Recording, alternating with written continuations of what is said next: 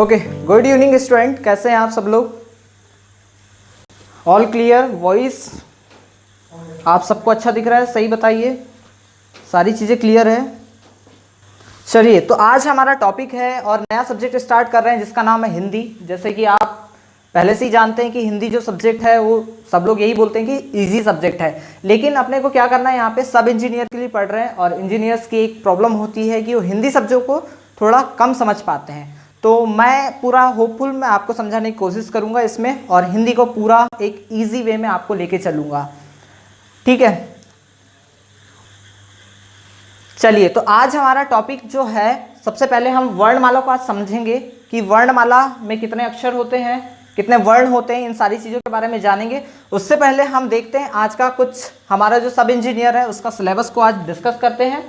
सबसे पहले क्या क्या पूछा जाएगा इसमें मैं आपको बता देता हूं कि मैंने 2011 से लेकर अभी तक 2018 तक पेपरों की एनालिसिस किया है, जिसमें मैंने पाया है कि हमारे जो सब इंजीनियर का पेपर है उसमें 14 से लेकर 15 मार्क्स का हमारा हिंदी का सब्जेक्ट पोर्शन जो है वो कवर करता है, ठीक है? तो इस हिंदी सब्जेक्ट में हमको 15 में 15 लेके यही चलना है कि हमको 15 नंबर पूरे गेन करना है हिंदी में, क्योंकि हिंदी कुछ ऐसा टफ सब्जेक्ट नहीं है जो आपको 15 नंबर लाने में प्रॉब्लम देगा, ठीक है? और मैं यही उम्मीद करूंगा कि आपसे कि 15 में 15 नंबर ले आए।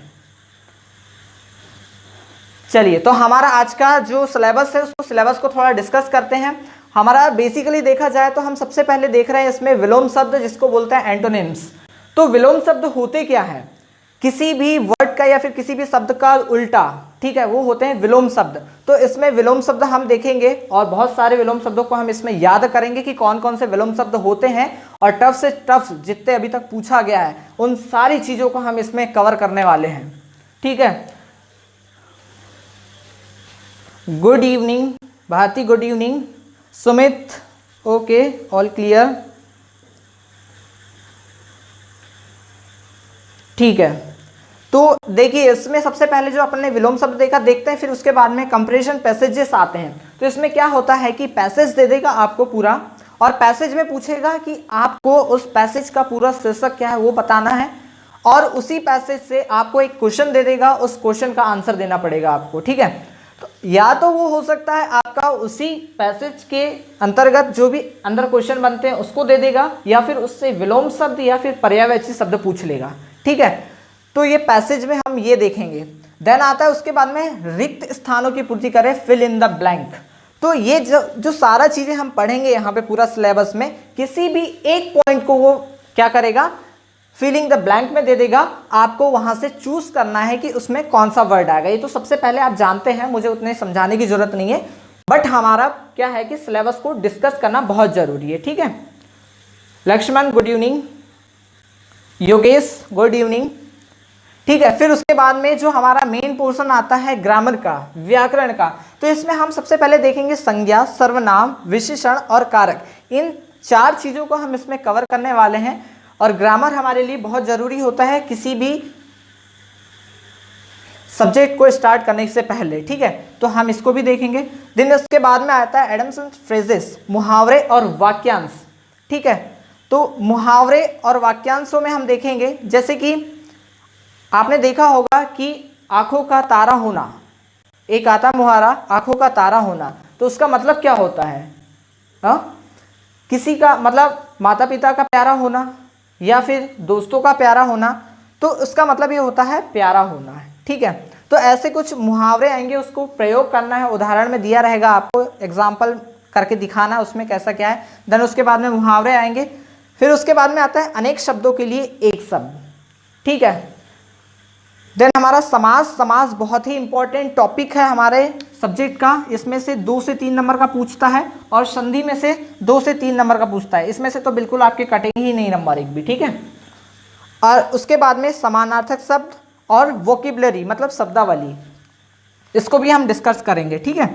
तो ये हमारा ओवरऑल सिलेबस है इतना, ठीक है? 11 टॉपिक है हमारे सब्जेक्ट में।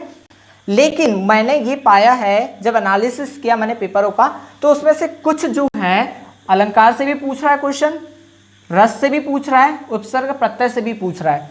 तो मैंने ये सोचा क्यों ना इसको भी कंप्लीट करा दिया जाए, क्योंकि हमको क्या करना है, 15 में से 15 नंबर पूरे गेन करना है। ठीक है, तो इन सारी चीज़ों को भी हम इसमें कंप्लीट करेंगे। अब रही बात क्या, हम सिलेबस को तो कर लेंगे कंप्लीट, लेकिन कुछ ऐसे टॉपिक हैं जिसको हमको डेली बेसिस पे हमको याद करना पड़ेगा। ये मैंने 5 याद करना है डेली। ठीक है, डेली बेसिस पे इसको क्या करना है, याद करना है। जैसे कि विलोम शब्द हुआ, पर्यायवाची शब्द, अनेक शब्दों के लिए एक शब्द और मुहारे, इनको क्या है, एक बेस बना के हमको डेली याद करना है। ठीक है, हमारा यही टॉपिक जो रहेगा, ये अभी हम 3 चीज़ें उठा रहे हैं। कौन कौन से, विलोम शब्द, पर्यायवाची शब्द और अनेक शब्दों के लिए एक शब्द। ठीक है, अभी ये 3 चीज़ों को मैं डिस्कस करूंगा डेली।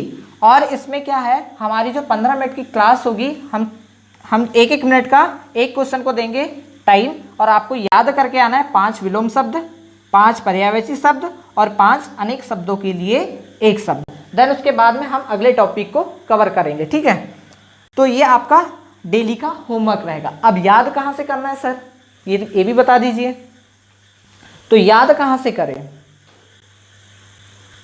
ठीक है, याद हमको कहाँ से करना है, आपको मैं पीडीएफ दे दूंगा, आज या कल मैं आपको पीडीएफ दे दूंगा इन तीनों चीज़ों की, तो आप वहाँ से याद करते चले। ठीक है, और बहुत ही इजी तो नहीं, हम टफ चीज़ें को याद करें, क्योंकि इजी चीज़ें तो हम पहले से याद करते आ रहे हैं, लेकिन अब हमारा काम है टफ चीज़ों को याद करना। ठीक है, तो ये हमारा ओवरऑल आज का क्या हुआ, पूरा सिलेबस डिस्कस किया। अब हम चलते हैं टॉपिक के ऊपर।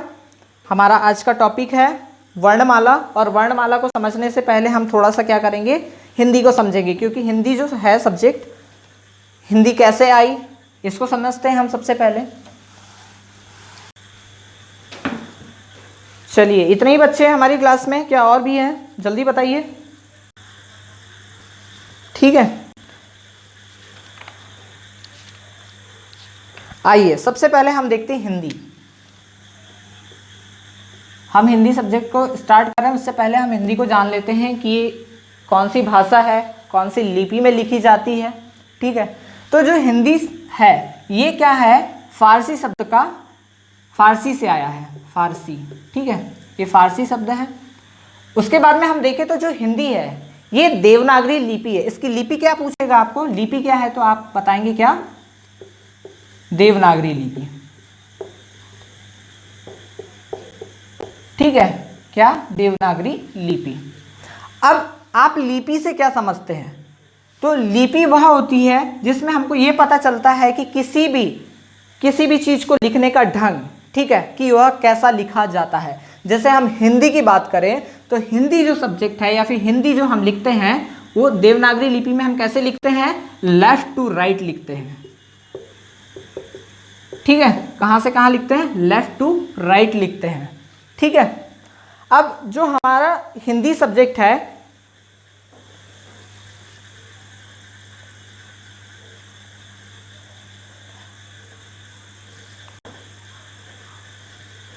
ठीक है, थम्स अप कर दीजिए आप, जल्दी जल्दी थम्स अप करें जल्दी से। आपको सब क्लियर है ना यहाँ तक अभी,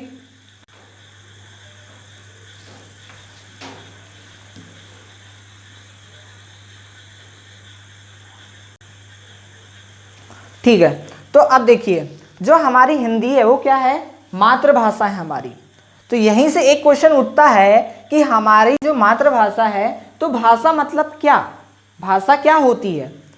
तो भाषा का वह साधन, या फिर हम बोले जाए तो भाषा वह साधन है जिसके द्वारा मनुष्य या फिर हम कोई भी चीज़ को मौखिक रूप से, लिखित रूप से या सांकेतिक रूप से अगर समझे, विचार करे, या फिर किसी को क्या करे, स्पष्ट रूप से समझा सके, वही क्या होती है, भाषा होती है। ठीक है, क्या, भाषा होती है। तो अब यहाँ से देखा जाए तो भाषा कितने प्रकार की होती है, भाषा के प्रकार, कितने प्रकार की भाषा होती है, किसी को पता है, बताइए।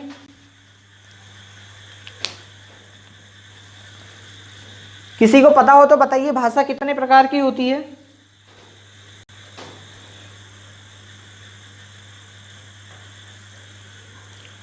चलिए, भाषा 3 प्रकार की होती है। सबसे पहले हम देखें तो भाषा एक होती है मौखिक, एक होती है लिखित और एक होती है सांकेतिक, है ना। भाषा कितने प्रकार की होती है? 3 प्रकार की, मौखिक, लिखित और सांकेतिक। अब जब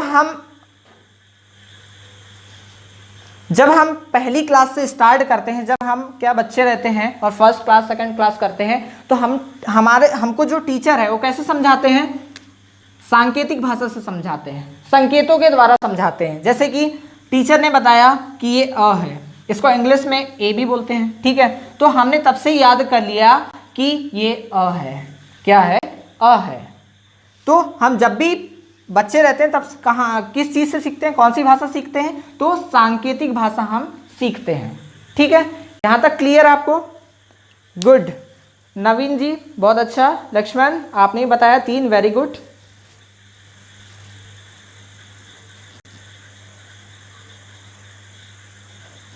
लिमेश जी क्या बोलना चाहते हैं आप? ठीक है, तो हम ये बोल रहे हैं कि जब हम बच्चे रहते हैं तो सांकेतिक भाषा से समझते हैं। तो आइए सबसे पहले देखते हैं हम कि जो भाषा है, सबसे पहले भाषा का जो जर्नी रही है वो कैसे भाषा बनी है, ठीक है। तो भाषा देखा जाए तो सबसे पहले हमारी हिंदी में ध्वनि आई। क्या आई? ध्वनि आई। अब ध्वनि क्या होती है? बताइए, ध्वनि क्या होती है? तो ध्वनि वह होती है जो मौखिक भाषा की, ध्वनि वह होती है जो मौखिक भाषा की सबसे छोटी इकाई होती है, ठीक है। जिसको देखा ना जा सके, सुना जा सकता है, बस उसको सुनाई दे लेकिन दिखाई ना दे, वो क्या कहलाती है? ध्वनि कहलाती है, ठीक है। ये क्लियर हुआ? मैं आपको यहाँ लिख के भी बता देता हूँ कि ध्वनि वह होती है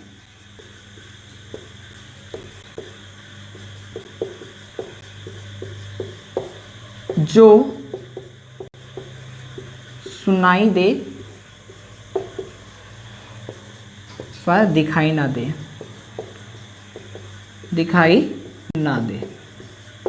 तो वही क्या होती है? ध्वनि होती है।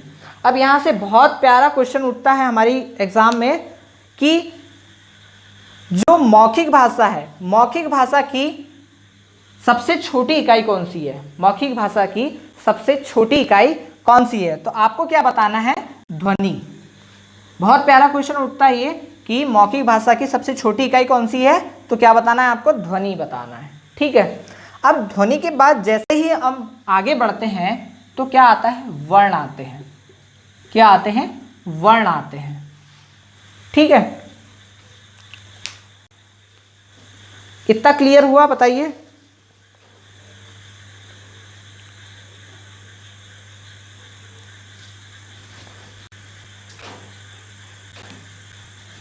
तो वर्ण क्या होते हैं?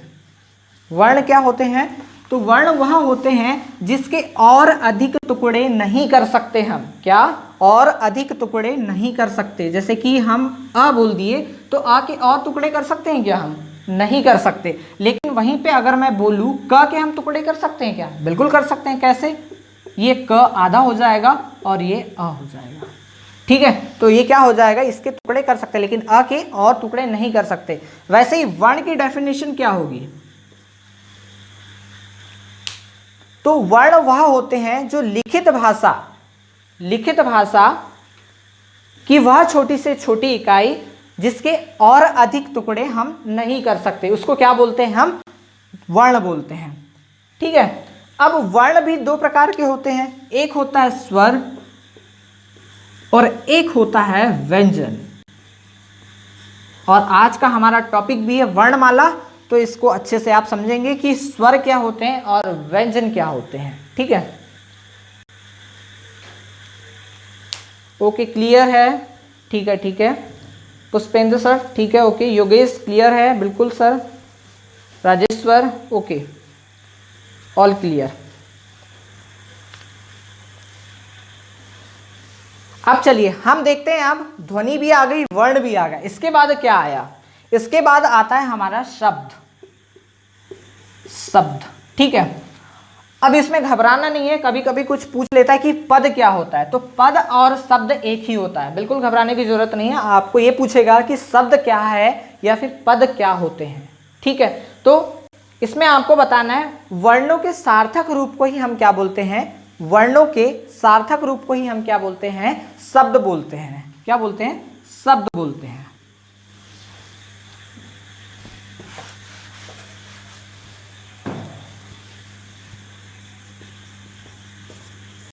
वर्णों के सार्थक रूप को ही हम वर्ण शब्द बोलते हैं, शब्द बोलते हैं। ठीक है, ये छोटे छोटे टॉपिक जो पॉइंट बता रहा हूँ बीच बीच में आप उसको नोट करते जाइए, क्योंकि कभी कभी पूछ लेता है। जैसे कि अभी यहाँ पे पिछली बार एक क्वेश्चन पूछा था कि लिखित भाषा की सबसे छोटी इकाई क्या होती है, तो आपको क्या बताना है, वर्ण बताना है। और वहीं पे मैंने आपको बताया था कि मौखिक भाषा की सबसे छोटी इकाई क्या होती है, तो आपको क्या बताना है, ध्वनि होती है। ठीक है, तो इसमें आपने इतना देखा। अब शब्द, अब मैंने आपको एक चीज और बताया, यहाँ पे पद क्या होते हैं। ठीक है, अगर कोई सेंटेंस दिया हुआ है, जैसे कि मैं बोलूं कि राम खाना खाता है, एग्जाम्पल लेते हैं हम कि राम खाना खाता है, तो देखिए इसमें अगर मैं खाने को यहाँ पे अंडरलाइन कर दूं, रेखांकित कर दूं, तो ये अब क्या शब्द नहीं होगा, अब ये क्या हो जाएगा, पूरा का पूरा पद हो जाएगा। ठीक है, तो आप इतना याद रखें, पद और शब्द एक ही होते हैं। ठीक है,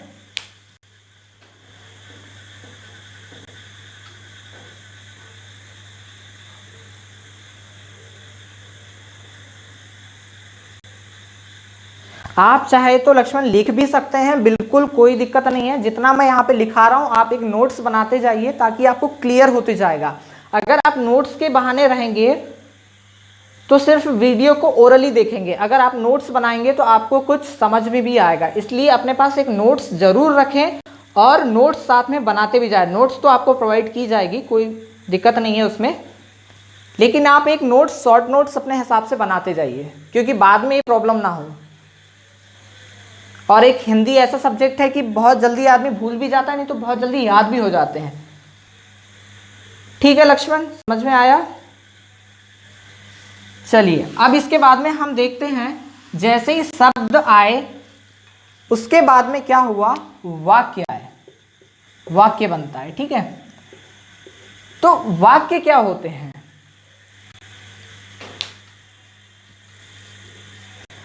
वाक्य वह होते हैं जो सार्थक शब्दों के व्यवस्थित क्रम, सार्थक शब्दों के व्यवस्थित क्रम को ही हम क्या बोलते हैं, वाक्य बोलते हैं। वाक्य क्या होते हैं, सार्थक शब्दों के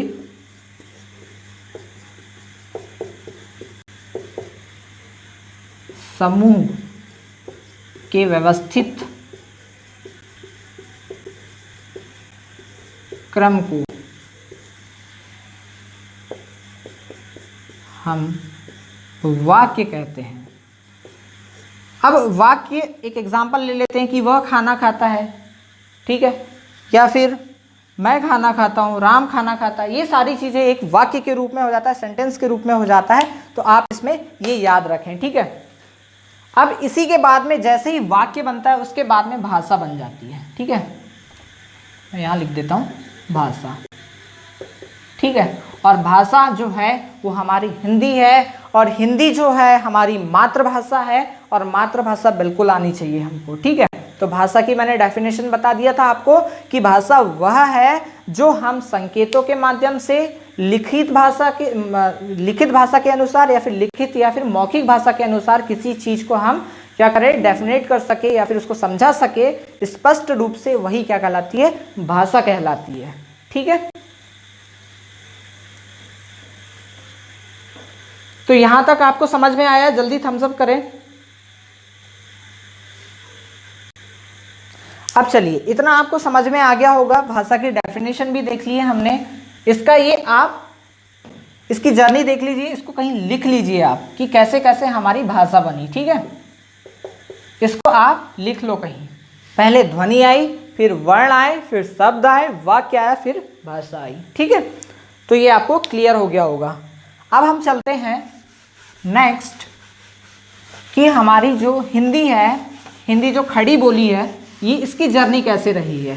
ठीक है, इसकी जर्नी कैसी रही है। ओके भूपेंद्र जी, ओके क्लियर है। ओके लोकेश,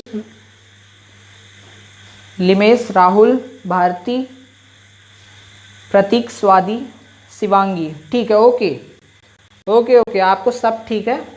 अब चलिए हम चलते हैं आगे, और हमारा अब टॉपिक है क्या कि हिंदी की जर्नी कैसे रही है। तो सबसे पहले हिंदी देखते हैं जो हमारी खड़ी बोली है। क्या है? खड़ी बोली है। तो देखिए सबसे पहले हम देखते हैं संस्कृत।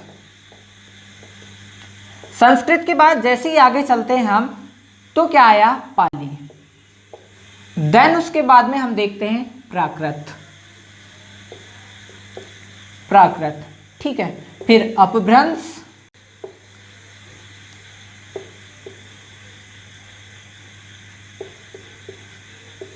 अवहट,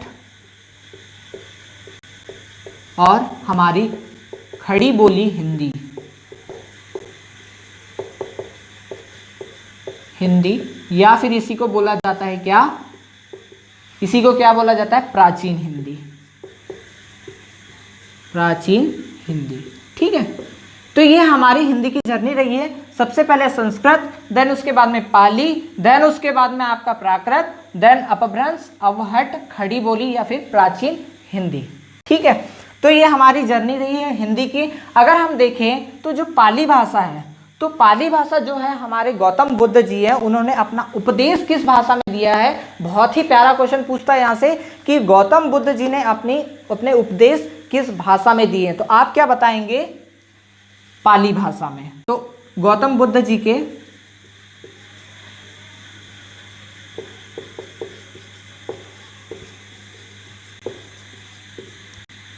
उपदेश किस भाषा में है? पाली भाषा में, ठीक है। आप ये याद रखें, क्योंकि हमारे आइट साइड से भी जो क्वेश्चन बनते हैं तो उसको भी हमको क्या करना है? कवर करते हुए चलना है, ठीक है। अब कोई बता सकता है कि प्राकृत जो है, प्राकृत जो भाषा है हमारी, उसमें यानी इस भाषा में किसने उपदेश दिया था? मैंने आपको हिंट के तरीके से आपको बता दिया हूं कि पाली में गौतम बुद्ध जी ने अपने उपदेश दिए थे। वैसे ही प्राकृत भाषा में किसने दिए? आप बता सकते हैं?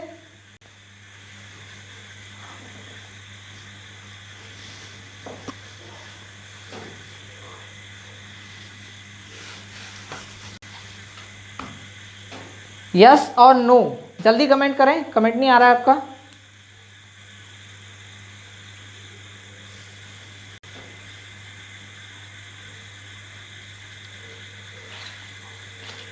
चलिए मैं बताता हूं। जो प्राकृत भाषा है, प्राकृत भाषा में क्या हुआ कि जो हमारे महावीर स्वामी जी है, स्वामी है, उन्होंने अपने उपदेश दिए थे किस भाषा में? प्राकृत भाषा में, ठीक है। इसको भी आप याद रखें। ओके, कोई बात नहीं, कोई बात नहीं। आपको मैंने बता दिया है कि प्राकृत भाषा में अपने उपदेश किसने दिया था? महावीर स्वामी जी ने दिए थे, ठीक है। अब चलते हैं हम आगे। हमारा जो आज का टॉपिक है वर्णमाला। हमने हिंदी को यहां तक समझ लिया, क्योंकि हिंदी को थोड़ा सा समझना बहुत जरूरी था, ठीक है। तो हमने हिंदी समझ लिया। अब आज का हमारा टॉपिक है वर्णमाला। अब वर्णमाला को हम समझते हैं, ठीक है। ओके, कोई बात नहीं, कोई बात नहीं। आपको नहीं पता है तो मैंने आपको बता दिया है। अब चलते हैं हम वर्णमाला में।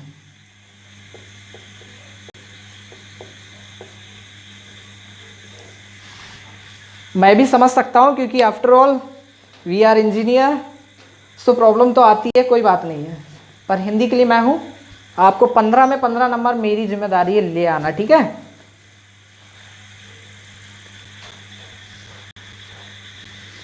चलिए अब हम देख रहे हैं वर्णमाला।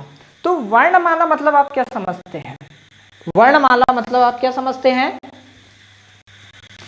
देखो, वर्णमाला मतलब क्या? वर्णों के व्यवस्थित क्रम को ही हम क्या बोलते हैं? वर्णमाला बोलते हैं। वर्णों के व्यवस्थित क्रम को ही हम क्या बोलते हैं? वर्णमाला बोलते हैं। अब इसमें से हम देखें तो हमारे हिंदी में कितने वर्ण होते हैं, तो आपको पता है 52, ठीक है। जस्ट इंग्लिश का डबल 26 होते हैं उसमें इंग्लिश में, और इसमें 52 होते हैं। तो आपको ऐसे याद रखना है कि 52 वर्ण होते हैं इसमें, ठीक है। अब इसमें से हम देखें तो जो हमारी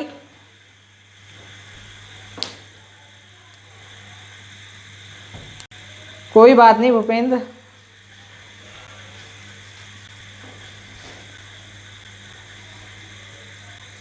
चलिए अब क्या होता है, जो हमारे 52 वर्ण है इसमें से आप समझते हैं कि ध्वनि हमने आपको बताया था और वर्ण बताया था, ठीक है। तो हम वर्ण देखते हैं या ध्वनि बोल दीजिए इसको। तो एक होता है स्वर और एक होता है व्यंजन। क्या होता है, एक होता है स्वर और एक होता है व्यंजन, ठीक है।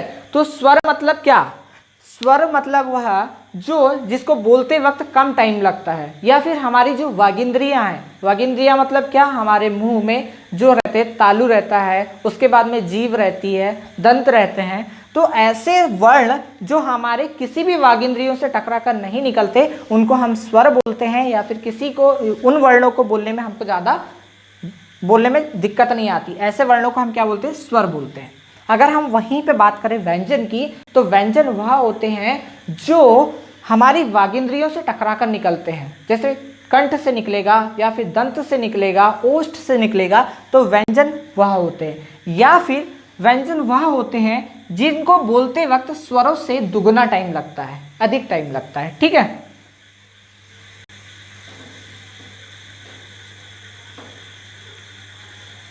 ओके योगेश जी, यही चाहते हैं हम कि आप भी मेहनत करें, हम जितनी मेहनत कर रहे हैं, ठीक है। बिल्कुल 100 में 100 आएंगे, ठीक है। 100% मेहनत करिए, 14 तो आपके पक्के हैं, यही समझ लीजिए, ठीक है। नवीन जी क्या बोलना चाहते हैं आप बताइए।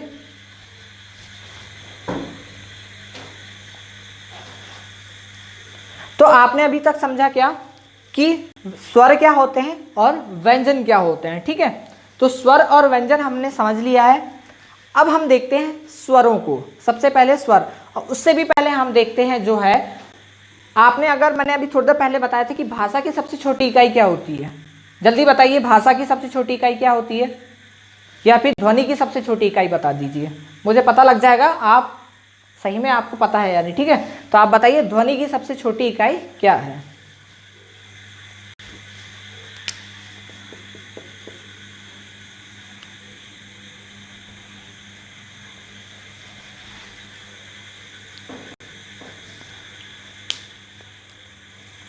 चलिए, भाषा की सार्थक इकाई बोला जाए तो सार्थक इकाई क्या होती है, वाक्य होते हैं। भाषा की सार्थक इकाई पूछेगा आपको, चलिए मैं यहाँ लिख के बता देता हूँ। भाषा की सार्थक इकाई क्या होती है, क्या होते हैं, वाक्य होते हैं, ठीक है। भाषा की सार्थक इकाई क्या होती है, वाक्य होते हैं। इसको आप जरूर कहीं ना कहीं नोट करें, क्योंकि ये आदमी भूल जाता है, ठीक है। और यहीं से एक क्वेश्चन पूछ लेता है कि भाषा की सार्थक इकाई क्या होती है, और हमको नहीं पता होता है, तो आपको क्या बताना है, वाक्य होते हैं, ठीक है।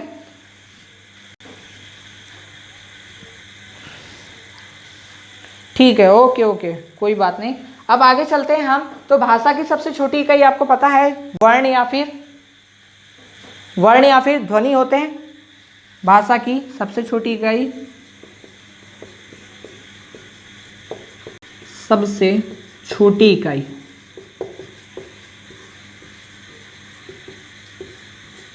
क्या होते हैं, ध्वनि या फिर वर्ण, ठीक है, ये होते हैं। आप बिल्कुल ध्यान लगाकर यहाँ देखते जाइए, क्योंकि लास्ट में मैं बीच में एक क्वेश्चन भी डाल दूंगा, जो मैंने पढ़ाया अभी बीच में एक क्वेश्चन डाल दूंगा, आपको उसका आंसर बताना है, ठीक है। तो बहुत ही ध्यान से देखिए, बिल्कुल ईजी है हिंदी, उतना टेंशन लेने का बिल्कुल जरूरत नहीं है, ठीक है। चलिए अब हम चलते हैं, ये दो चीज़ों को नोट कर लें कि भाषा की सार्थक इकाई क्या है, वाक्य है। भाषा की सबसे छोटी इकाई, यहाँ सिर्फ इतना फर्क है कि सार्थक इकाई और सबसे छोटी इकाई। तो आपको क्या बताना है, इन दोनों को याद रखना है, ठीक है। आगे चलते हैं हम।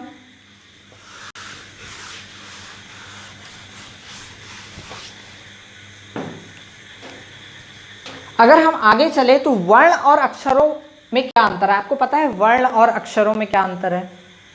वर्ण और अक्षरों में क्या अंतर है? अगर मैं आपको बोल दूं कि काम, ठीक है, इसमें आपको बताना है कि वर्ण कितने हैं और अक्षर कितने हैं। बता सकते हैं आप? जल्दी बताइए। अगर आपको पता है तो यस करिए और नहीं पता है तो नो करिए, फिर मेरी रिस्पॉन्सिबिलिटी है आपको समझाना, ठीक है? तो आप जल्दी बताइए वर्ण कितने हैं इसमें और अक्षर कितने हैं, जल्दी बताइए।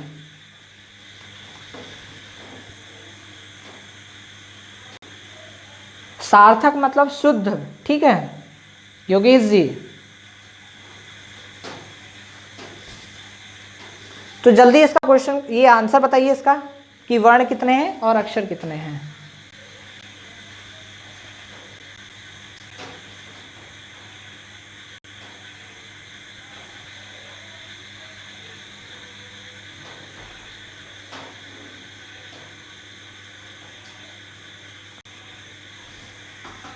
नो, नहीं। पुष्पेंद्र जी नहीं, नहीं। गीता नहीं, 3 नहीं होते। राहुल ना, वर्ण तो नहीं, अक्षर 3 नहीं।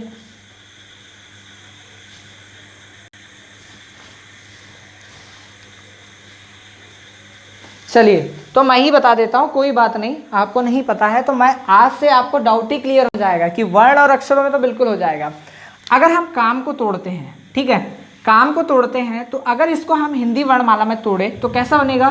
क, ये आधा, ठीक है, क्योंकि यहाँ पे क्या है, ये क्या है? व्यंजन है, और व्यंजन तभी बनेगा स्वर की हेल्प से बनता है, ठीक है? तो क को हम, काम को हम तोड़े तो क प्लस आ प्लस म आधा, क्योंकि इसमें भी क्या है? स्वर है, और जब भी हलंत लग जाता है किसी में तो क्या? आधा हो जाता है, ठीक है?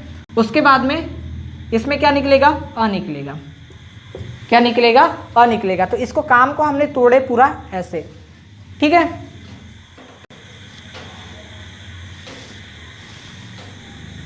अक्षर 2 सही है, गीता सही बोल रही हैं आप, ठीक है, बिल्कुल बिल्कुल।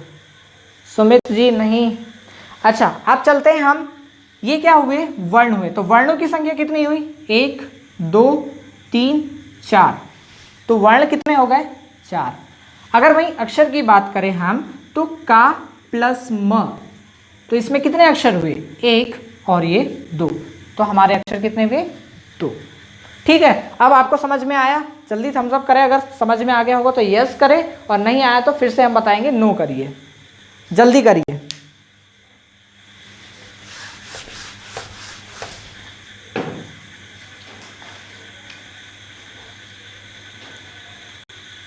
अब चलते हैं हम, जो हमारे वर्णमाला है, वर्णमाला में 52 होते हैं लेटर्स, ठीक है, जस्ट इंग्लिश का डबल 26 और उसके बाद में 52 हिंदी में, ठीक है? अगर हम मूल स्वरों की बात करें, कुल कितने होते हैं? 52, कुल 52 होते हैं हिंदी में। अगर मूल स्वर पूछा जाए तो मूल वर्ण पूछा जाए तो कितने होते हैं? 44, ठीक है? वो आगे हम आपको बताएंगे कौन कौन से। एक हिंट के तरीके से मैं आपको बता देता हूँ, 33 व्यंजन होते हैं और ये 11 स्वर होते हैं। ये व्यंजन और ये क्या? स्वर, ठीक है? आप अभी इतना याद रखें, आपको लास्ट में आपको पूरा समझ में आ जाएगी 33 कौन कौन से हैं और स्वर 11 कौन से हैं, ठीक है? ठीक है, चलिए अब हम चलते हैं आगे, जिसमें से स्वर हमको बताना है कि स्वर कितने होते हैं, स्वर कितने हैं बताना है, ठीक है? अगर स्वरों की बात करें हम तो कितने होते हैं? 11 होते हैं। अ, आ, ई, उ, ऋषि, ए, ओ और औ, ठीक है? तो ये कितने हुए हमारे पास? 11 हुए, ठीक है? 11 हमारे क्या हुए? स्वर हुए। स्वरों की संख्या कितनी हुई? 11, ठीक है? स्वरों की संख्या कितनी हुई? 11 हुई। अगर उच्चारण के आधार पर पूछे स्वरों की संख्या, सबसे पहले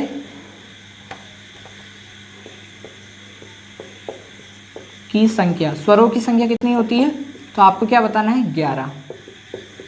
ठीक है। अगर उच्चारण के आधार पर, उच्चारण के आधार पर स्वर कितने होते हैं, 11 होते हैं, या फिर 10 होते हैं, 10 होते हैं। ठीक है, उच्चारण के आधार पर कितने होते हैं, 10 होते हैं। अगर हम स्वरों की पूरी संख्या पूछे तो कितना, 11। ठीक है। अगर इसी के बाद में आपको पूछे कि परंपरागत रूप से, यानी या फिर आप ऐसी समझ ली कि अगर आपको सिंपल पूछे कि टोटल स्वर कितने होते हैं या फिर टोटल स्वर कितने हैं, तो आप क्या बताएंगे, कुल स्वर तो 13। अभी कैसे, इसमें अम और आहा भी जुड़ जाता है। इसको मैं बाद में डेफिनेट करके बताऊंगा किसको अनुनासिक बोलते हैं और किसको विसर्ग बोलते हैं। ठीक है, अभी आप याद रखें कि कुल स्वर कितने, 13। अगर स्वरों की संख्या पूछे तो 11। ठीक है, इतना समझ में आया आपको, जल्दी थम्स अप करें।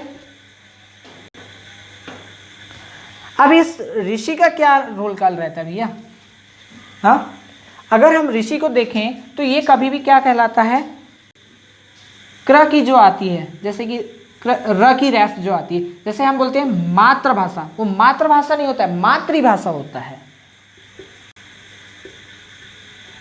क्या होता है, मातृभाषा। ठीक है, हम बोलते हैं गृह प्रवेश, नहीं, गृह प्रवेश, गृह प्रवेश, गृह कार्य,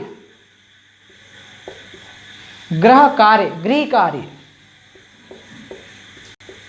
तो ये क्या होते हैं, अपने ऋषि से बनते हैं ये वर्ड। ठीक है, तो आप इतना याद रखें कि ये जो ऋषि है ये वाला है, मातृभाषा, गृह कार्य या फिर गृह प्रवेश, ये सारे चीजें ऋषि से होते हैं। ठीक है,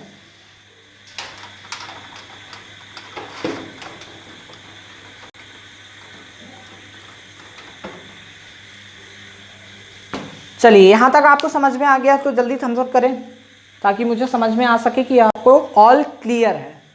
जल्दी जल्दी करें। ठीक है,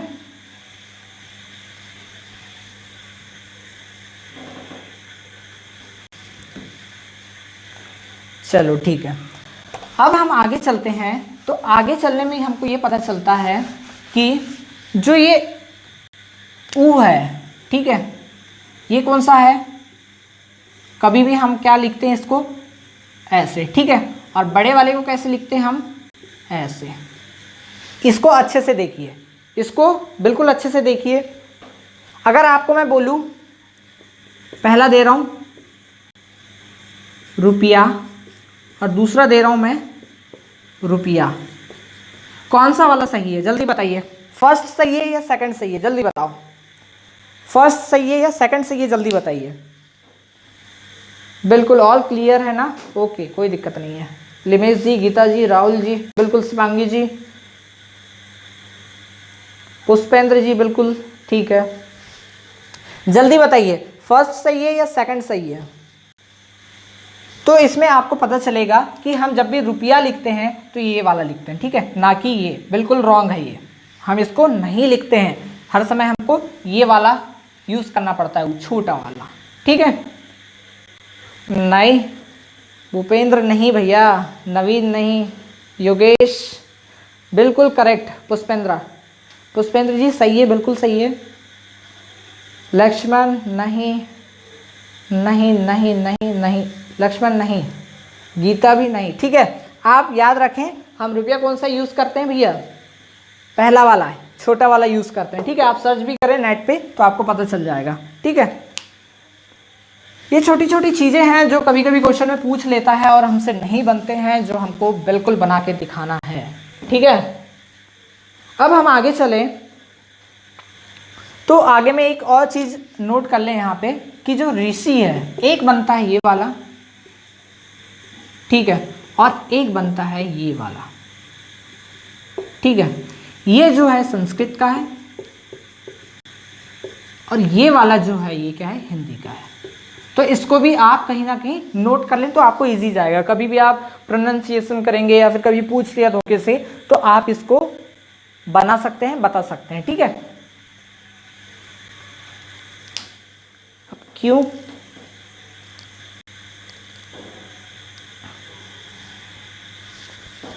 अब क्यों कैसे बताऊं यार आपको। ठीक है, कोई बात नहीं, आप बस इतना याद रखें कि रुपया जो है फर्स्ट वाला जो मैंने आपको बताया था वही वैसे ही लिखते हैं। ठीक है, चलिए आगे बढ़ते हैं हम। तो आगे हम जैसे ही बढ़ते हैं तो इसमें हम देखते हैं कि स्वरों के प्रकार कितने होते हैं। स्वरों के प्रकार कितने होते हैं, बेसिकली हम देखा जाए तो 4 प्रकार के स्वरों को उच्चारित करके देखते हैं। तो स्वरों के प्रकार देखते हैं सबसे पहले कौन कौन से होते हैं।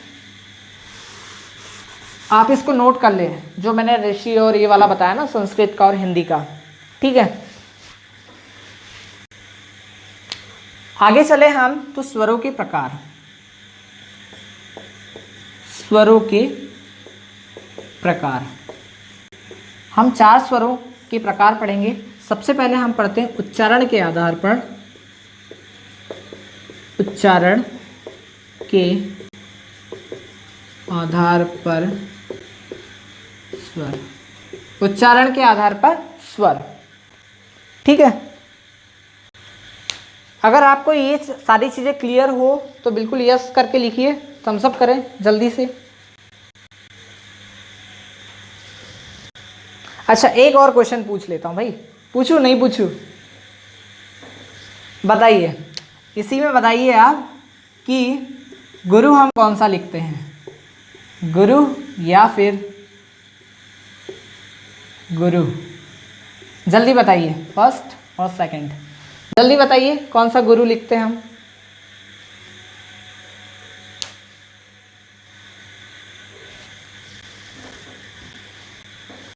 ठीक है, तो आपको जैसे कि पता ही होगा कौन सा वाला लिखते हैं, छोटा वाला। ठीक है, ऑलवेज छोटा वाला, सेकंड। ठीक है, आपको इतना समझ में आ गया होगा। तो हम देख रहे थे क्या, स्वरों के प्रकार, स्वरों के प्रकार।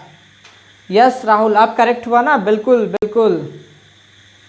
अनुभव बिल्कुल, पुष्पेंद्र जी बिल्कुल बिल्कुल, नवीन बिल्कुल, लक्ष्मण जी बिल्कुल, योगेश जी नहीं, आपको जैसे ही बताया ना मैंने अभी। ठीक है, योगेश जी नहीं, भूपेंद्र जी नहीं, आपको जो सेकंड वाला है वो सही है। ठीक है, याद रखें। अब चलते हैं उच्चारण के आधार पर या फिर उच्चारण काल में।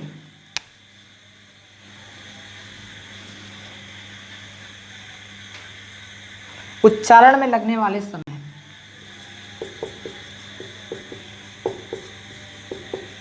समय के आधार पर स्वरों के भेद। ठीक है, इसमें ज़्यादा ही हिंदी होगी, आप लोग को पता होगा कि हिंदी सब्जेक्ट है, हम उसको इजी बना के तो चल रहे हैं, लेकिन कुछ कुछ ऐसे पॉइंट आ जाते हैं जिसमें आपको समझ में नहीं आ रहा होगा।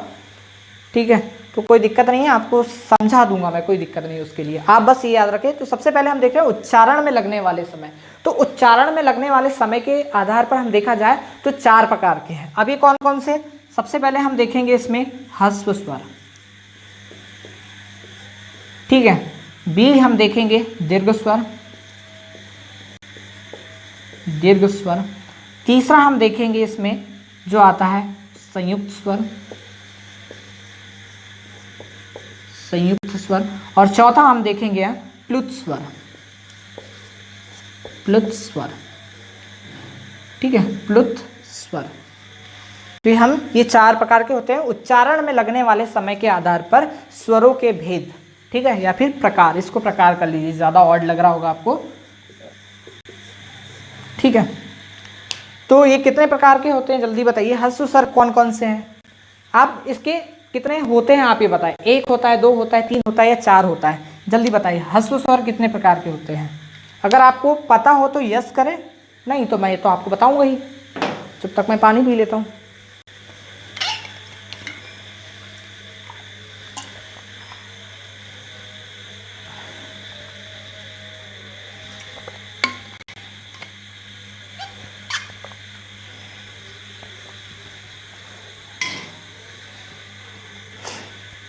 चलिए, ये होते हैं 4 प्रकार के। ठीक है, अगर इसकी बात करें दूसरे लैंग्वेज में, आपको पूछ लेगा कि ह्रस्व स्वर या फिर मूल स्वर या एक मात्रिक स्वर, तो हम सारी चीज़ों को लेके चलते हैं।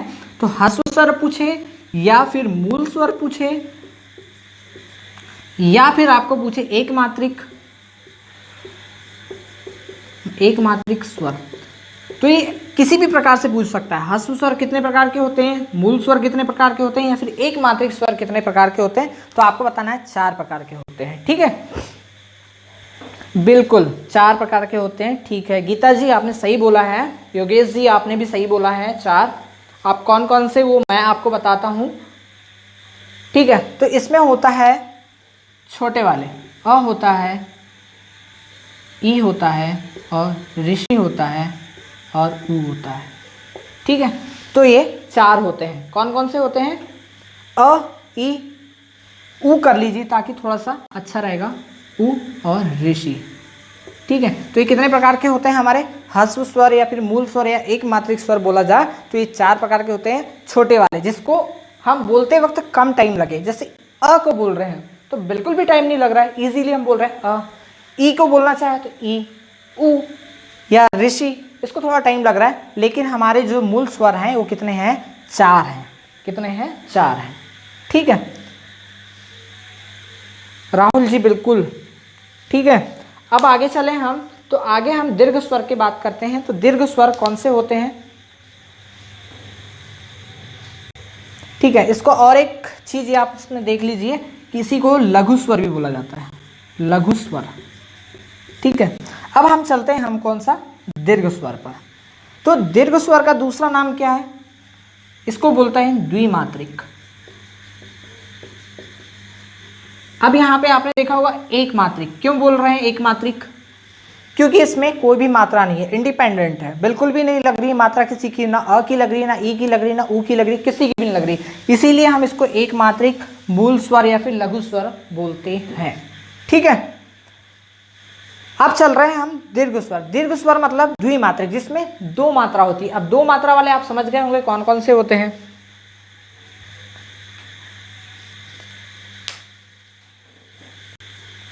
तो इसमें हो रहे हैं, सबसे पहले आता है आ, फिर ई, बड़ी ई और बड़ा ऊ। तो इसकी संख्या कितनी हुई, 3। इसकी संख्या कितनी हुई, 4। ठीक है, तो आप याद रखें दीर्घ या फिर द्विमात्रिक की कितनी संख्या होती है, 3 होती है, और जिसमें डबल टाइम लग रहा है उसको हम क्या बोल रहे हैं, आ, ई, ऊ। ठीक है, उससे पहले हम देख रहे हैं यहाँ, उसके बाद हम देख रहे हैं संयुक्त स्वर। तो संयुक्त स्वर कौन कौन से हैं, ए या सॉरी ए ओ और औ।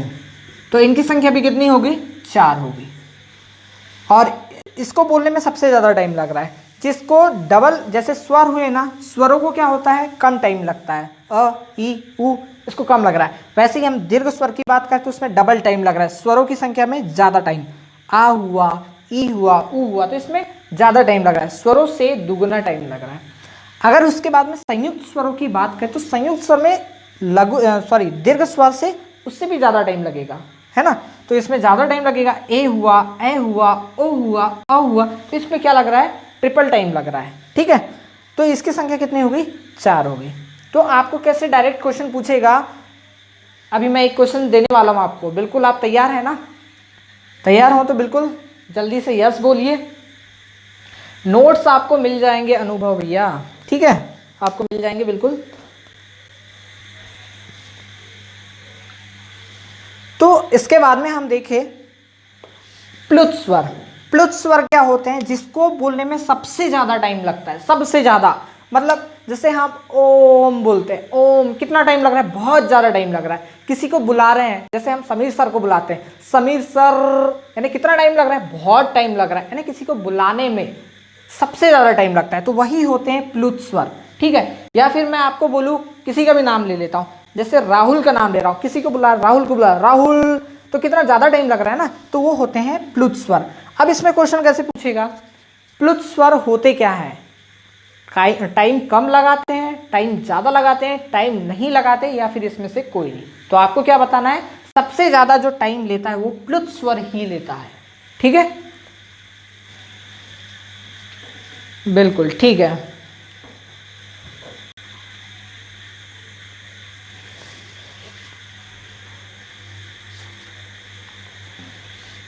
अब हम बताएं तो एक क्वेश्चन हमारे लास्ट टाइम शायद व्यापम का ही एक क्वेश्चन है, उसमें पूछा था कि ऐसा कौन संस्कृत का ऐसा कौन सा शब्द है जिसको बोलने में सबसे ज़्यादा टाइम लगता है, या फिर जिसको हमने काहे में यूज़ किया था, मंत्रों में यूज़ किया था। मंत्रों में यूज़ करने वाला कौन सा स्वर है? तो आपको प्लुत स्वर बताना है, जिसमें हम ओम की ध्वनि करते हैं। ठीक है, ओम की ध्वनि करते हैं, या फिर राहुल को बुला रहे हैं। ठीक है, तो राहुल को बुलाने में भी सबसे ज़्यादा टाइम लगेगा। ठीक है, तो ये होते हैं प्लुत स्वर। तो आप इसको नोट कर लें, अगर आप नोट कर रहे होंगे तो उच्चारण के आधार पर लगने वाले कौन कौन से होते हैं। आप नोट कर रहे हैं क्या? कहीं बताइए, यस या नो करिए। नोट कर रहे हैं या नहीं कर रहे हैं? अब चलिए हम देखते हैं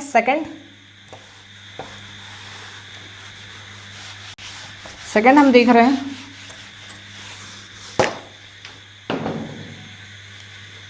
अब सेकंड देखते हैं हम कौन सा, जीभ के आधार पर स्वरों के प्रकार।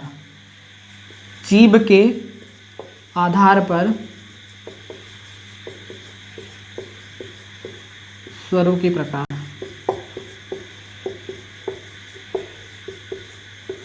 स्वरों के प्रकार।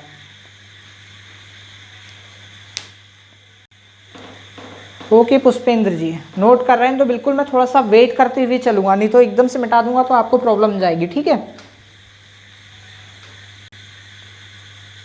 ओके योगेश, ठीक है, ठीक है सर, आप नोट कर रहे हैं तो वेल डन, बहुत बढ़िया है।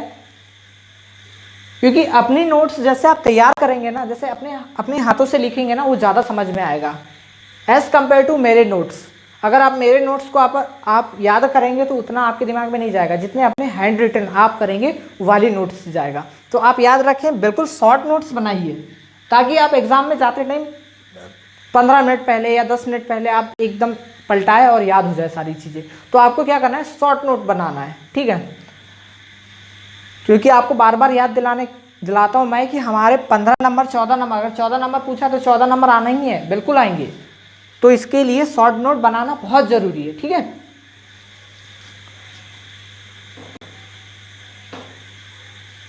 ओके लक्ष्मण, ठीक है। राहुल जी आप भी नोट कर रहे हैं, बहुत बढ़िया, आप नोट करें, बिल्कुल नोट करें, क्योंकि आप टेक्निकल में सब्जेक्ट में देखिए, हमारे टेक्निकल सब्जेक्ट क्या है, बहुत वास्ट है। ठीक है, यानी उसको ज़्यादा टाइम देना पड़ेगा आपको as compare to non take.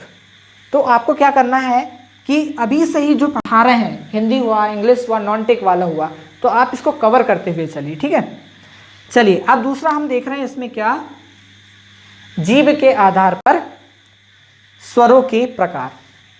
अब हमारी जीभ कैसी होती है, थोड़ा सा डायग्राम बना लेते हैं। ठीक है, ये होगी हमारी जीभ, थोड़ा ऐसी बनी है लेकिन आपको याद कराने के चक्कर में। ठीक है, अब ये हुआ हमारा पश्च भाग।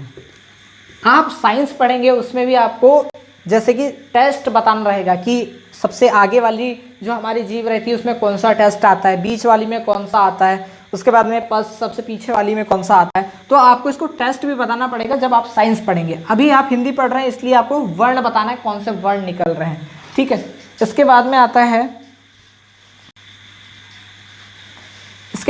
है हमारा मध्य, और ये होता है हमारा अग्र। तो हम देखेंगे कि जीभ के आधार पर स्वरों के प्रकार। तो सबसे पहला आता है हमारा क्या, अग्र, देन आता है हमारा मध्य, और देन उसके बाद में आता है हमारा क्या, पश्च। ठीक है, तो ये हमारे कितने प्रकार हुए, जीभ के आधार पर 3 प्रकार हुए। ठीक है,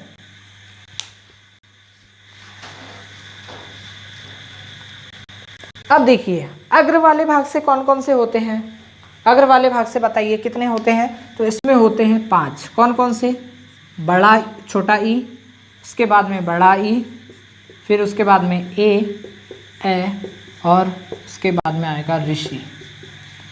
ठीक है, कितने होते हैं, 5 होते हैं, ई, बड़ा ई, ए, बड़ा ए, फिर ऋषि। ठीक है, तो ये कितने हुए हमारे 5 जो है अग्रभाग से निकलते हैं। बोल के देखिए अग्रभाग से, ई, बड़ा ई, ए, ऋषि, है ना, ये कहाँ से निकल रहा है, अग्रभाग से निकल रहे हैं, यानी सामने से निकल रहे हैं। आप थोड़ा सा ट्राई करिए, बिल्कुल मज़ा आएगा।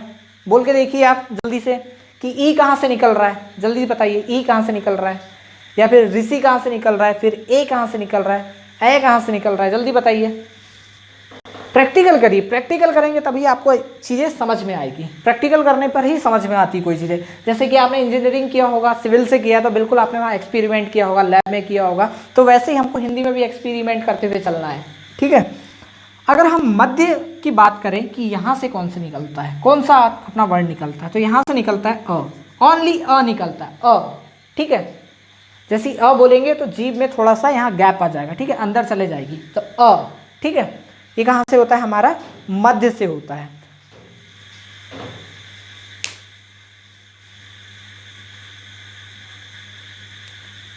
कंठ से नहीं हो रहा है, अच्छे से उच्चारण करें आप।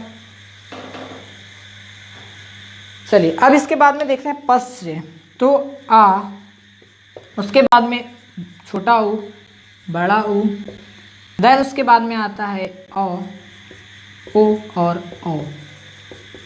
तो हमारे कितने हुए, ये कितने प्रकार हुए हमारे, ये 5। ये कितने होते हैं, 5 होते हैं, ठीक है। ये 1 होता है और ये होते हैं 5। तो आपको कैसे चलना है, 5 1 5। अगर जीभ के माध्यम से पूछा जाए कि जीभ के आधार पर स्वरों के प्रकार, तो आपको कितने बताना है, 3 प्रकार। उसमें अग्र में से 5 निकलते हैं वर्ड, मध्य से 1 और पस से कितने निकलते हैं, 5 निकलते हैं, ठीक है। आपको इतना समझ में आया, थम्स अप करें जल्दी से। ओके, आ गया लक्ष्मण आपको, बिल्कुल। पुष्पेंद्र जी क्या बोल रहे हैं आप, 2।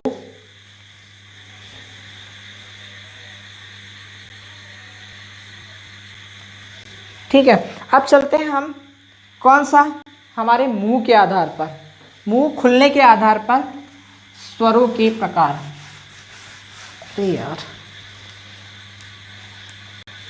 ठीक है, अब कहाँ चल रहे हैं हम, मुंह खुलने के आधार पर स्वरों के प्रकार। कौन सा पॉइंट है हमारा, ये तीसरा है, क्योंकि हमने सबसे पहले उच्चारण के आधार पर देखे, फिर जीभ के आधार पर, देन हम देख रहे हैं कौन सा, तीसरा, मुंह खुलने के आधार पर।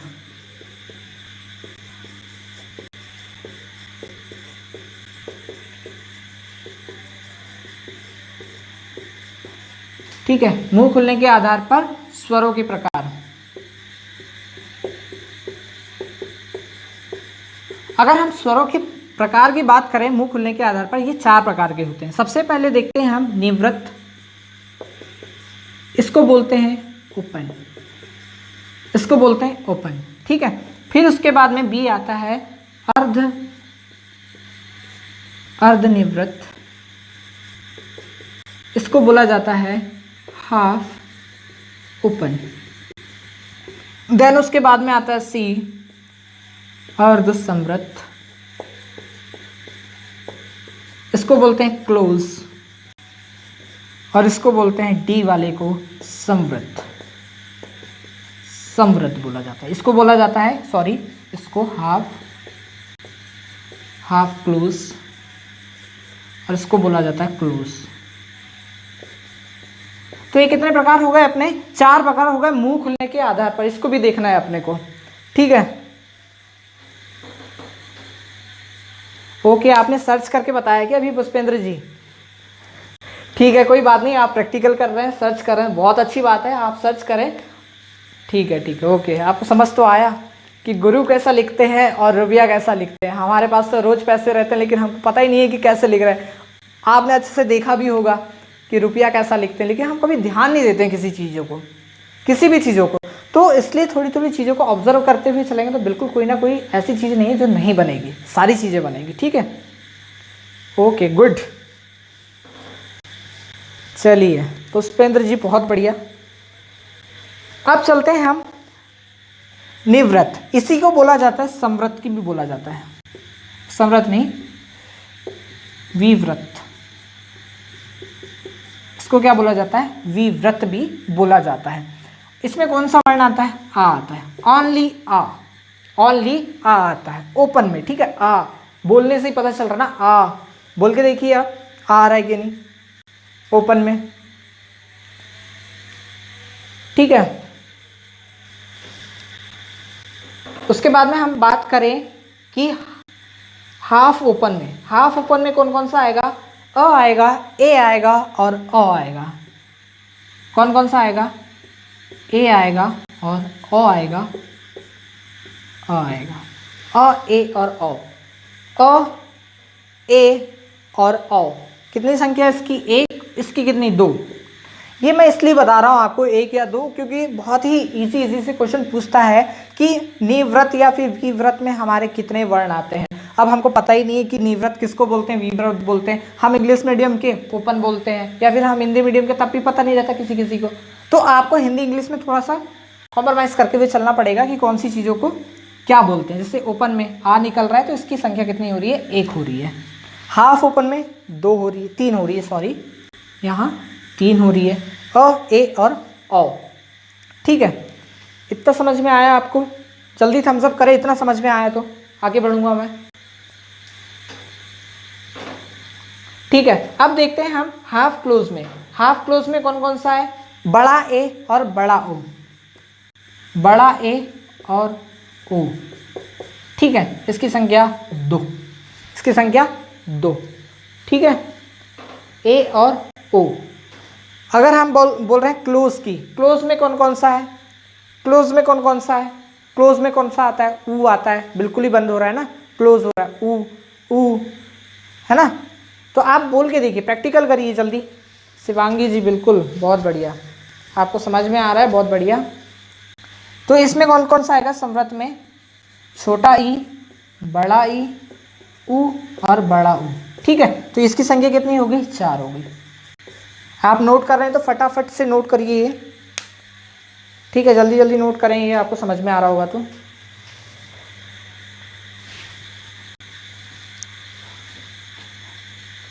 अब चल रहे हैं हम ओष्ठ के आधार पर, ओठों के खुलने के आधार पर, मतलब ओठ जैसे खुलते हैं तो उसमें कौन कौन से वर्ण निकलते हैं। तो इतना कंप्लीट हो गया। अब हम चल रहे हैं ओष्ठ के आधार पर स्वरों की प्रकार। चौथा लास्ट है हमारा इसमें, ओष्ठ के आधार पर स्वरों के प्रकार।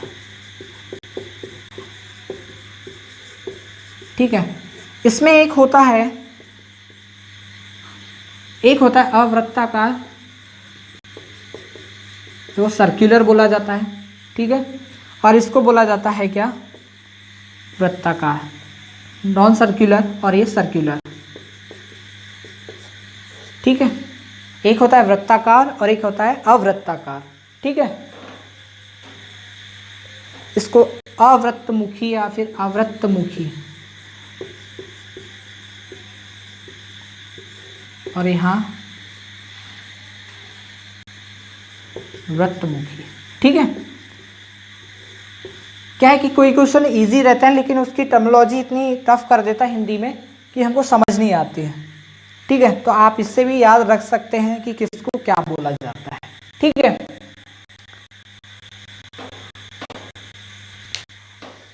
तो आवृत्तमुखी या फिर अवृत्ताकार, नॉन सर्कुलर क्या होता है? वे स्वर जिनको बोलते समय ओठ गोल नहीं होते या फिर सर्कुलर नहीं होते, उनको क्या बोला जाता है? अवृत्ताकार। ऐसे वर्ड जिसको हम बोलते टाइम क्या होते हैं? मुंह पूरा खुलता ही नहीं है, ऐसा गोल नहीं होता, एलिप्टिकल हो जाता है या फिर कुछ और शेप ले लेता है, तो उसको बोला जाता है अवृत्ताकार। इनकी संख्या कितनी है? अब 6 है। इनकी संख्या कितनी है? 6 है। अब इसमें देखा जाए तो हमारे पास 6 में कौन कौन से आते हैं? तो अ आता है, आ आता है, अ आता है, आ, ई, बड़ी ई, ए और आई। ठीक है, तो ये 6 कौन से हैं? आवृत्तमुखी या फिर नॉन सर्कुलर। ठीक है, और वृत्ताकार जस्ट अपोजिट, जिसमें गोल होता हो हमारा मुंह, तो इसमें से 4 ही हैं। इनकी संख्या कितनी है? 4 है। आपको इजीली पता हो गया होगा कि ऊ, बड़ा ऊ, ओ और औ। ठीक है, तो हमारे वृत्ताकार ऊ को बोलते टाइम होगा ऊ को, ओ को और औ को। आप प्रैक्टिकल करें, ऊ, ऊ, ओ और औ। ठीक है, इसमें गोली हो रहा है। ठीक है, आपने प्रैक्टिकल किया। इसमें ओष्ठ के आधार पर स्वरों के प्रकार 2 होते हैं, वृत्ताकार में होते हैं 6 और अवृत्ताकार में होते हैं 6 और वृत्ताकार में होते हैं 4। ठीक है, इतना क्लियर आपको? डन करें, जल्दी से थम्स अप करें।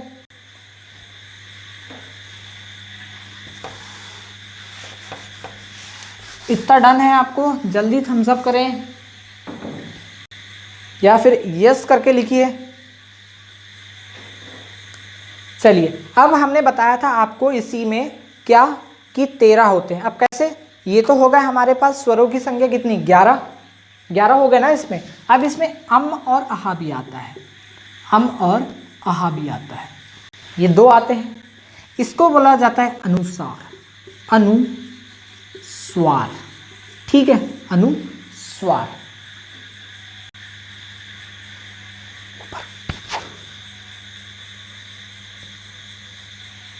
ठीक है, इसको बोला जाता है अनुस्वार। ऐसा शब्द या फिर ऐसा वर्ण जिसमें अम की बिंदी हो उसको बोला जाता है अनुस्वार, और जिसमें नासिक के, अनुनासिक के, इसको बोला जाता है अनुनासिक के। जब भी किसी वर्ण में अगर उसमें चंद्र बिंदी आ जाती है तो उसको क्या बोला जाता है, अनुनासिक के बोला जाता है, ठीक है। और जिसमें सिर्फ अम की बिंदी हो उसको बोला जाता है अनुस्वार, ठीक है। और ये आता है हमारा क्या, आहा वाला, तो इसको बोला जाता है विसर्ग, विसर्ग स्वर, विसर्ग स्वर, ठीक है। इतना समझ में आया आपको? कोई दिक्कत, कोई परेशानी, तकलीफ?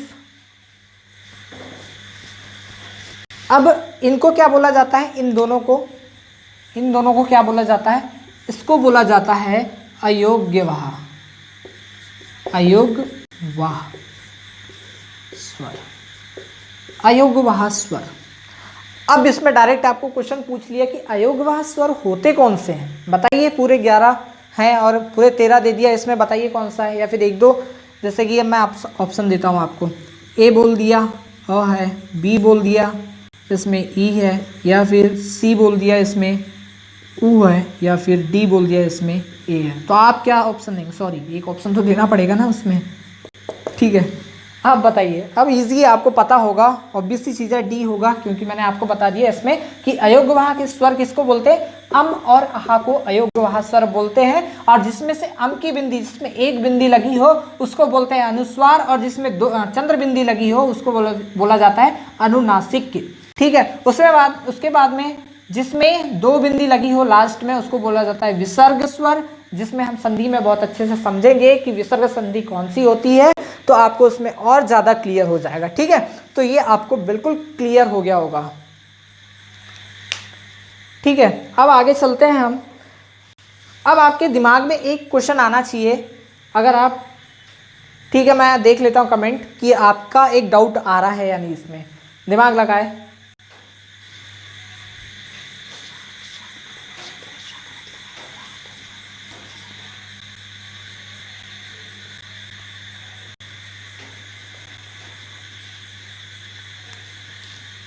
ठीक है, आप नहीं पूछ रहे हैं, कोई बात नहीं।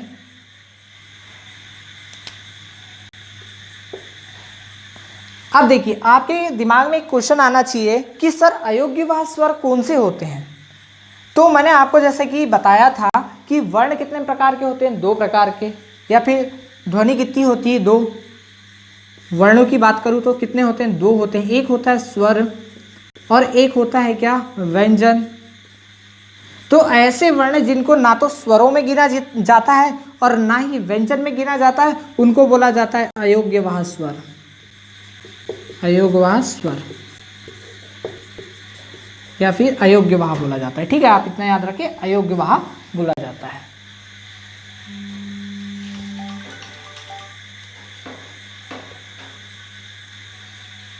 लक्ष्मण जी, आप क्या बोल रहे हैं, बताइए जरा, स्पष्ट बोलिए। आप ही बता दो, सॉरी, ठीक है, आप ही बता दो, ठीक है, मैंने आपको बता दिया।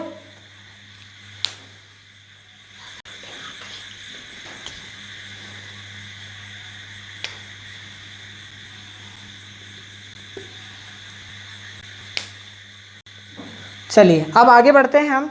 यहां तक आपको क्लियर हो गया है, सारा क्लियर है। अब आगे बढ़ें तो हम देखते हैं कि उच्चारण में हमारे अ से लेकर अ तक, अ से लेकर अ तक, ये हमारे जो मुंह है उसमें कहाँ कहाँ से निकलता है। तो उससे पहले सबसे पहले हम समझते हैं कि हमारा स्ट्रक्चर कैसा है, हमारे मुंह का स्ट्रक्चर कैसा है। तो इसको स्ट्रक्चर थोड़ा सा देखते हैं हम। तो ये हुआ हमारा पूरा, ठीक है। अब इसमें देखिए, आँख भी बना दो सर, ठीक है। अब इसमें हमने बना दिया आँख, ये हो गया हमारा मुंह, ये जीभ, इसको बोला जाता है कंठ, इसको बोला जाता है कंठ, ठीक है। उसके बाद में अगर हम ये वाला जो फ्रिक्शन वाला रहता है या फिर खुरदुरा वाला जो रहता है सामने साइड में, आप टच करके देखिए खुरदुरा वाला होगा, ठीक है। तो इसको बोला जाता है क्या, तालू। और जस्ट इसी के साइड में पीछे साइड एकदम सॉफ्ट चिकना टाइप से होगा, उसको क्या बोला जाता है, इस वाले भाग को मुर्दा बोला जाता है, ठीक है। ये हमारे यहाँ पे दंत रहते हैं, यानी दांत रहते हैं, इसको बोला जाता है दंत, ठीक है। और ये हमारी लिप्स है, मतलब इसको ओष्ठ।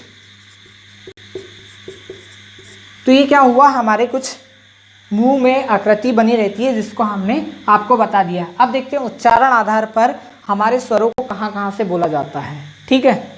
उच्चारण आधार पर हमारे जो स्वर हैं उनको कहाँ कहाँ से बोला जाता है।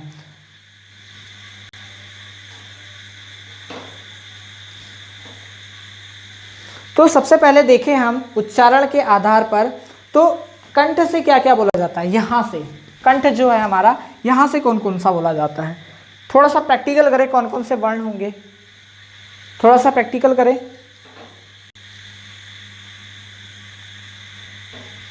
कंठ से कौन सा,